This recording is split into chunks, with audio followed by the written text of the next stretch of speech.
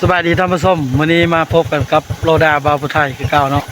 วันนี้สิพาท่านผู้ชมไปลุยทั้งบ้านห้วยแจงไปเบิ้งบ้านห้วยแจง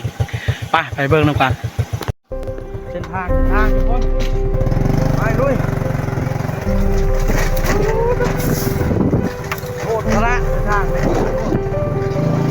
ไปทางภาคสวรรค์ได้ไหม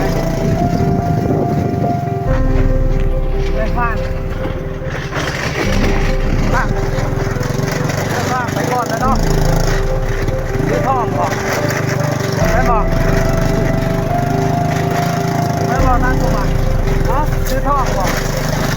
ซื้อทองบ้านน่ะนี่ใช่ไหมต้องผ่านก่อนต้องผ่านเป็นเรื่องเด็กเป็นทางคนนั้นต้อง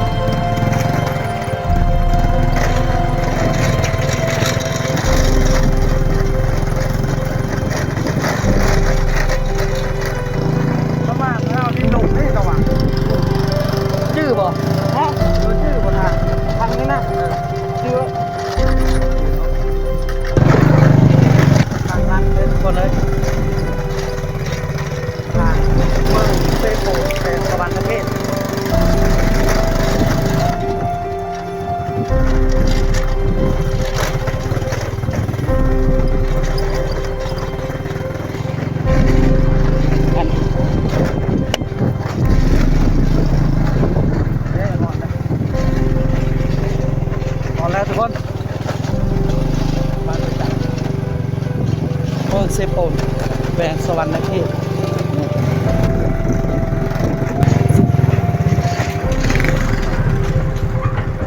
หอนแล้ว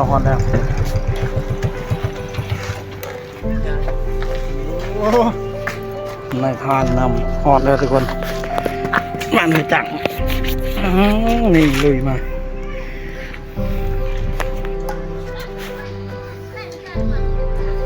แบงเขตมันประมาณ170หลังคาเฮิรนกว้างเติบเจ้าจะขายบ่นะตัวเท่าไหร่ขายเป็นโลโอ้เอ็นไอออนนะเข้าใจด้วยเข้าใจดูดิทำไมเข้าใจพอเป็นวาวบ้านห้วยจังโอ้ใหญ่เนาะ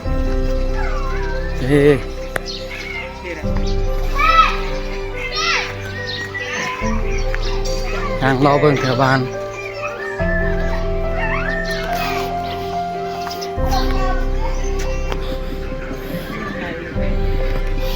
อยู่ป่ะบ้านห้วยจัง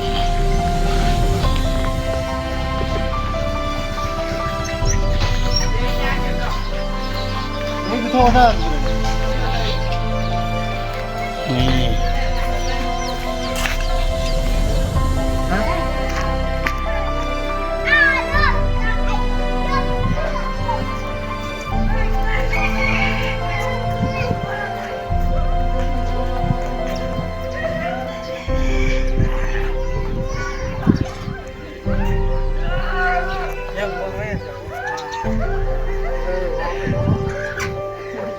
จังรถแต่ว่า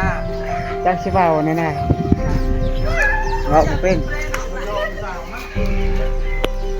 อันนั้นเรื่องแบบธรรมชาติของมันพี่น้องสาวนี่แหละดูอีก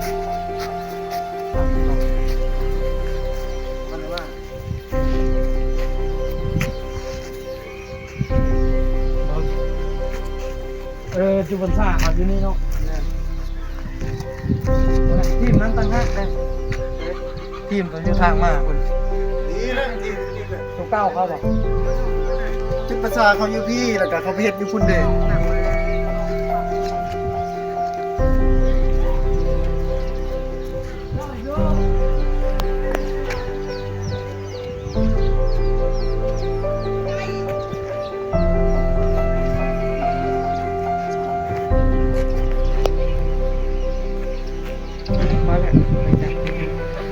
คนรอนี่แนวกองดูเฮ้ยแนวกองดูหวัง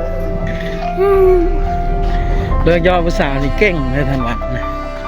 อันนี้แม่นบ้านห้วยเจ๋งทางนี้นี่ไปขึ้นทาง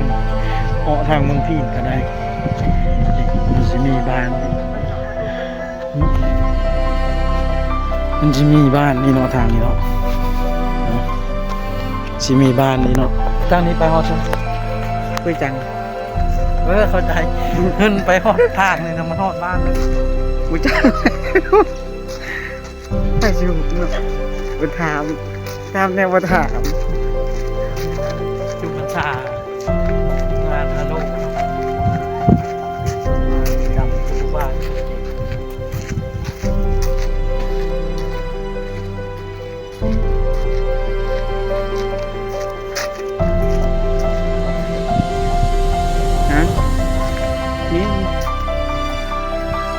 มีเป็ดมีน้องปลาไปแบบเดียว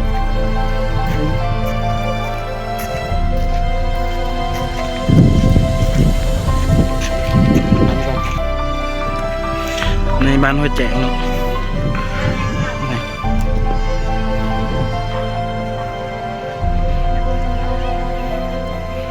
เอาล่ะทุกคนสำหรับคลิปนี้ก็ขอจบลงเพียงสำนี้เนาะ